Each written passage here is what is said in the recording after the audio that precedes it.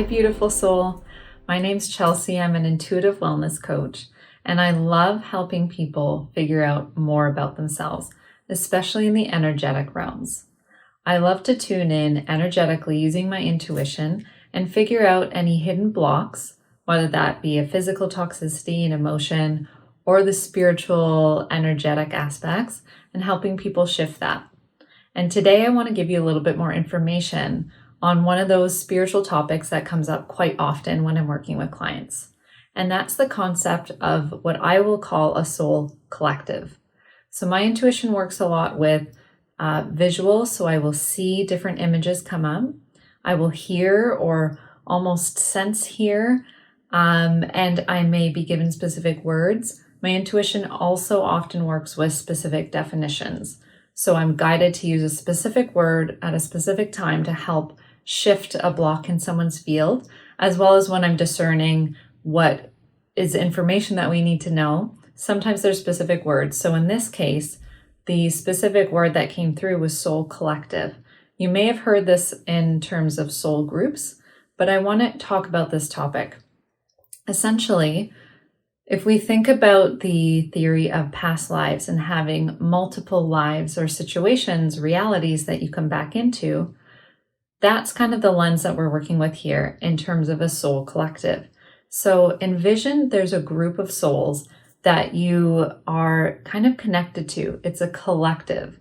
You're all working together on a sort of theme or aspect of yourselves as a soul.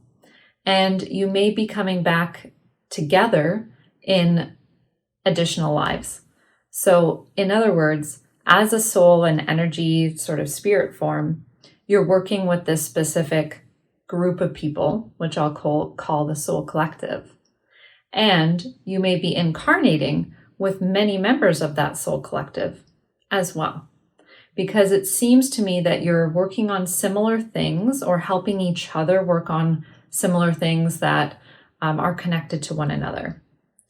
So that often comes up because when we're talking about oaths, ties, and agreements, something that comes up quite often in sessions, it's often a question of, well, why would that person have that connection to me? So from an energetic perspective, that is why. Now, let me back this up a little bit. When we're talking about oaths, ties, and agreements, what essentially we're saying is that in one lifetime, you may have made an oath, a tie, or an agreement to, let's say, your mother or your father. Actually, let's use the example of you're a servant to a royal family.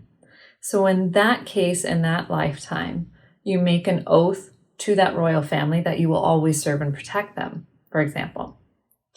Let's say you are part of a soul collective. So you come back in another lifetime, and that royal family, maybe they're your parents. Hey, maybe now you're the child.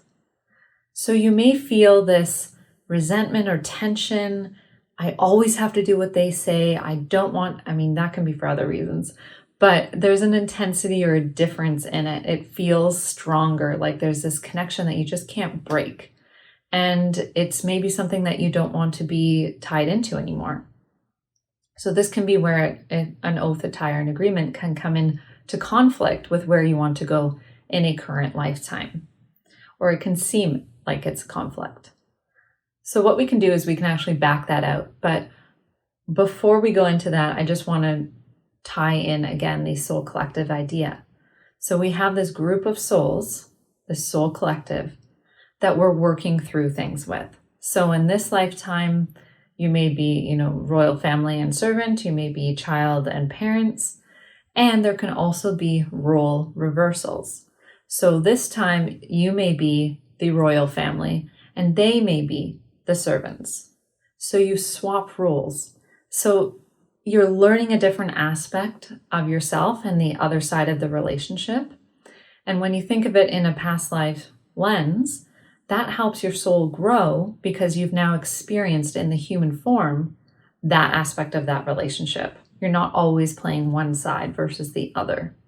And so that's what I want you to think of when we talk about soul collective.